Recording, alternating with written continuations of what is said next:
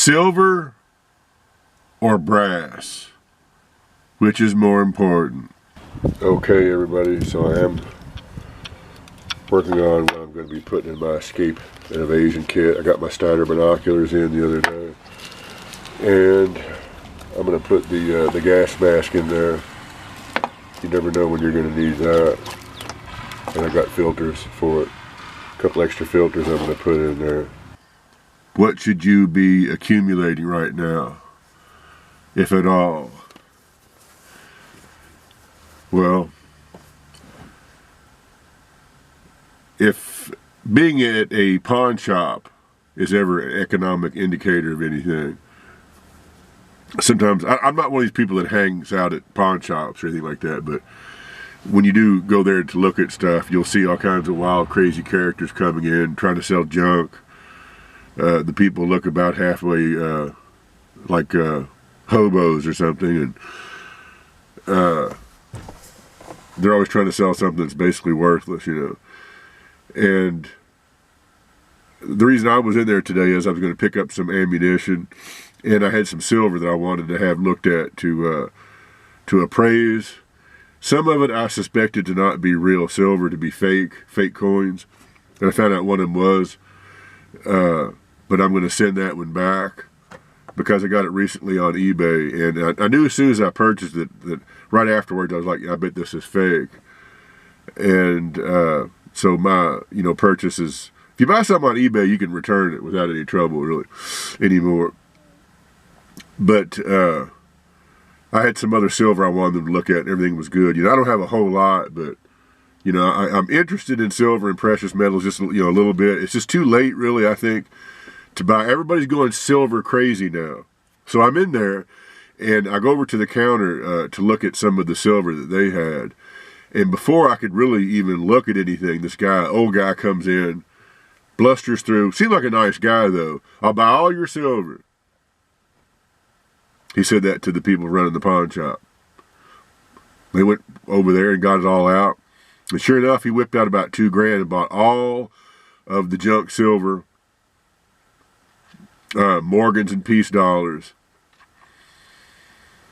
And a lot of them were just culls, though. It just didn't look like, I could tell the guy didn't know what he's doing. He just wants to buy a bunch of silver. And he'd been better off really buying the rounds, like the, the Silver Eagles and stuff that they have. So he buys all these coins at $60 a piece. And some of them looked like they were just rough, rough coins. Even I wouldn't pay $60 for them. And, they may not even be, they might be worth more than that meltdown right now. I don't know. It depends on the spot price of silver every day. But anyway, I was like, man, this guy had hundreds. He was just like this. I was like, man, his wallet was like just like an accordion. He was tickled to death. He was excited. And I just talked to him a little bit, and I didn't really have a chance. I thought about maybe picking up a couple of pieces of silver. If they're in good shape, if they're not all worn out, I might buy them at $60. But I didn't get a chance. He said he's going to be back for more. He only had $2,000 on him, and he was going to come back and buy. They had like these like stacks, like rolls. He was going to come back and buy those too. But man, if you're buying on the way up like that, I think it might just be too late. I don't know. It's just, I don't know. Especially if you're buying them over spot, he was buying in bulk. But I'm kind of staying away from metals, I think, now. After there's so much junk silver, there's so much fake silver, and it's even gold. It's only as good as the dollar, rises and falls with it. It's a good investment, like over time against inflation. But whenever you if you ever try to trade it back in for, if you use it for barter, you could buy some land with it or something like that, or something. Something of value, like back in the 80s. Do you remember the Montana Freemen? They were writing forged instruments and bilking the government and banks and converting that into gold Krugerrand to use as their own gold-backed currency. They're actually doing that, and Of course, they got busted for other things, but they were trying to really, they were basically just trying to be like sovereign citizens to some extent. At the same time, they were like using loopholes, scheming and scamming the government. They got in a lot of trouble. A lot of trouble with law enforcement, FBI, Treasury Department, that kind of thing. But, yeah, you can use silver as currency, but if we're in some kind of economic crisis like that, most people don't know silver from shoe polish. You know what I mean? Like it's really hard to tell fake silver unless you have like an $800 machine that will actually distinguish between copper and silver. Even a metal detector won't distinguish it. Yeah.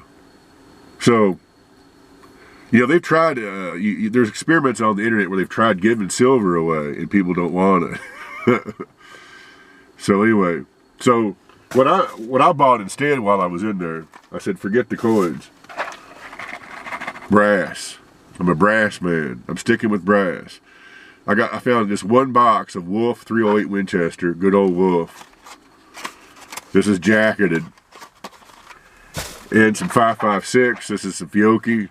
They also had some red tips in there. I didn't get those. This is probably a little bit better buy. So last time I got like 3 boxes. This time I got 2 boxes. Anytime I get just a little bit of money, I'll take some of that and squirrel away a little bit of ammo. And sometimes I've got ammo for guns I don't even have, calibers I don't even use, in case somebody else needs it. If I have a friend or somebody, I could use it and use it for barter. I have done that before. Like I had years ago, I had a big brick of 22, back when 22s were almost impossible to get.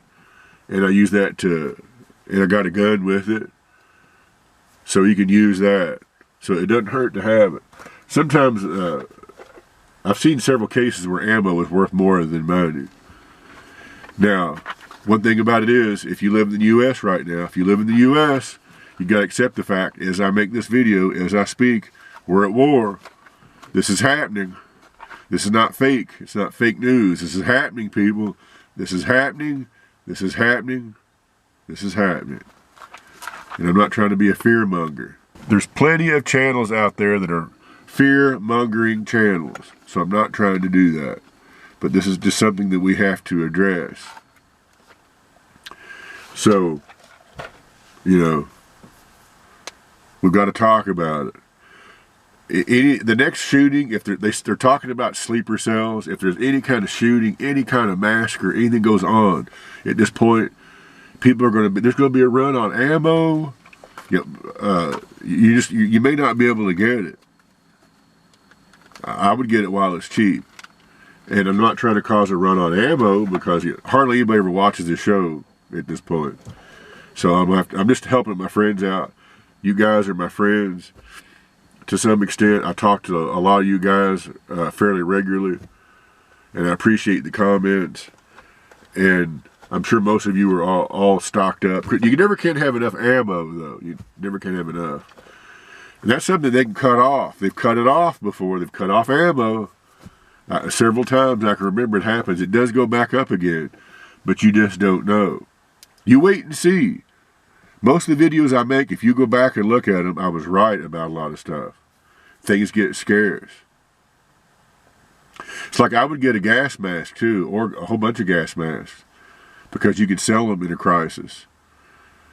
All somebody has to do, some terrorist group, all they have to do is pop some canister of CN20 at a major college or a city, and everybody's going to go wild. Everybody's going to want gas masks and chemical warfare equipment. So it's something to think about. Something to think about. Anyway, I just wanted to make a quick video. I've got my escape and evasion kit that I'm working on. I'm going to have that set up soon. And a lot of my Gray Man equipment that I'm setting up. So I will do a video on that soon. Hit like and subscribe.